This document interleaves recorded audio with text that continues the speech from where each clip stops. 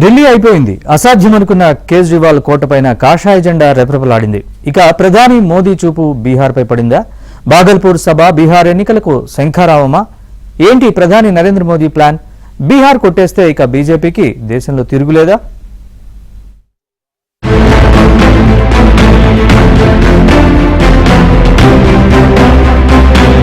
బీహార్ ఎన్నికల్లో విజయానికి మళ్లీ గెలిచేందుకు బీజేపీ మాస్టర్ ప్లాన్ వేసిందా? అందుకోసం వ్యూహాలు రచిస్తోందా? ఇందులో భాగంగానే బీహార్, అసోంలో ప్రధాని మోదీ పర్యటిస్తున్నారా అంటే అవుననే సమాధానమే వస్తోంది. బీహార్ ముఖ్యంగా వ్యవసాయ ఆధారిత రాష్ట్రం కావడంతో బీహార్లోని భగల్పూర్ లో పీఎం కిసాన్ స్కీమ్ 19వ ఇన్స్టాల్మెంట్ ను విడుదల చేయనున్నారు. ఈ రాష్ట్రంలోనే పలు అభివృద్ధి పనులకు శంకుస్థాపన చేసి జాతికి అంకితమివ్వనున్నారు. నరేంద్ర మోదీ, బీహార్ సీఎం నితీష్ కుమార్ పాల్గొననున్న కిసాన్ ర్యాలీకి 5 లక్షల మందిని సమీకరించి తమ సత్తా చాటాలనుకుంటున్నాయి. బీజేపీ, జేడీయూ కిసాన్ స్కీమ్ లో భాగంగా దేశంలో దాదాపు 10 కోట్ల రైతు కుటుంబాలకు 21,500 కోట్లు అందనున్నాయి. బీహార్ ఎన్నికలనే దృష్టిలో పెట్టుకుని కేంద్ర బడ్జెట్ లో ఆ రాష్ట్రంపై కేంద్రం వరాల జల్లు కురిపించింది. బీహార్ కు కేంద్ర బడ్జెట్ లో భారీ కేటాయింపులు దక్కాయి. బీహార్ లో నేషనల్ ఇన్స్టిట్యూట్ ఆఫ్ ఫుడ్ టెక్నాలజీని ఏర్పాటు చేయనున్నారు. బీహార్ లో మకాలా బోర్డు ఏర్పాటు కానుంది. బీహార్ లో వ్యవసాయ రంగానికి కేంద్రం ఊతమిస్తోంది. ఏ రాష్ట్రానికి చేయనంత చేస్తోంది. పశ్చిమ కోసీ కెనాల్ ప్రాజెక్టుకు నిధులను కేటాయించనున్నారు.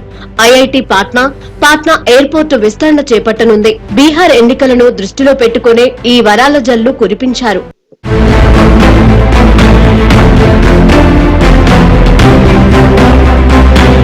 హర్యానా, మహారాష్ట్ర, ఢిల్లీ అసెంబ్లీ ఎన్నికల్లో విజయంతో మంచి జోరు మీదున్న బీజేపీ ఈ జైత్రయాత్రను బీహార్ లోనూ కొనసాగించాలన్న పట్టుదలతో ఉంది. అక్టోబర్ లేదా నవంబర్ లో ఇక్కడ ఎన్నికలు జరగనున్నాయి. అయితే సుదీర్ఘకాలం నుంచి ఎన్డీఏ కూటమి బీహార్ ను పాలిస్తోంది. దీంతో ప్రభుత్వ వ్యతిరేకత కూడా కొంత ఉంటుంది. రాష్ట్రంలో మొత్తం 243 అసెంబ్లీ స్థానాలుండగా ఎలాగైనా 225 సీట్లు గెలవాలని టార్గెట్ పెట్టుకుంది. ఇదే సమయంలో ఆర్జేడీ ప్రభుత్వ వ్యతిరేకతను క్యాష్ చేసుకోవాలని ప్రయత్నిస్తోంది. అయితే ఆ అవకాశాన్ని తేజస్వి యాదవ్ కు ఇవ్వకుండా ముందుగా తాము వ్యతిరేకతను తిప్పికొట్టాలని బీజేపీ భావిస్తోంది. సీట్ల పంపకాలపై కూడా జేడీయూతో వ్యూహాత్మకంగా వ్యవహరించనుంది బీజేపీ. సుదీర్ఘకాలం నుంచి బీహార్ సీఎంగా ఉండటంతో నితీష్ పై కొంత వ్యతిరేకత ఉండే అవకాశం ఉంది.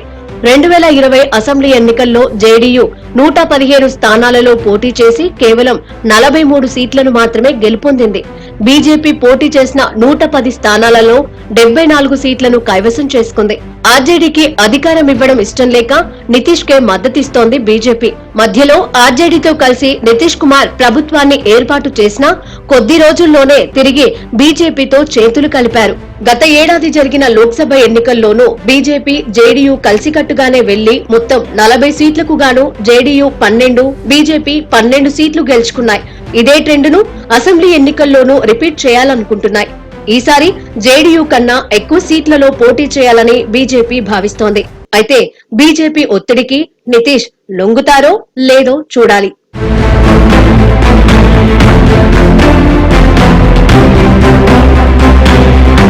ఇటు జనసూరస్ పార్టీని స్థాపించిన ప్రశాంత్ కిషోర్ తన అదృష్టాన్ని పరీక్షించుకోనున్నారు.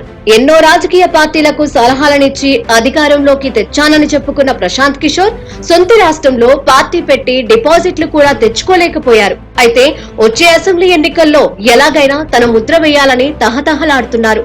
విద్యార్థులు, నిరుద్యోగుల కోసం పోరాడుతున్నారు. Bihar public service commission recruitment టెస్టుల్లో అవకతవకలు జరిగాయంటూ ఇటీవలే పోరాటం చేశారు. తాను సీఎం అయితే మద్య నిషేధం ఎత్తివేస్తానని, ఉద్యోగ అవకాశాలు కల్పిస్తానంటూ ఇప్పటికే హామీల వర్షం కురిపిస్తున్నారు. అన్ని పార్టీలను టార్గెట్ చేస్తూ తాను కూడా టార్గెట్ అవుతున్నారు. మిశ్రమ వ్యూహాలతో ముందుకెళ్తూ బీహార్ కురుక్షేత్రాన్ని ట్రయాంగులర్ ఫైట్ గా మార్చాలనుకుంటున్నారు.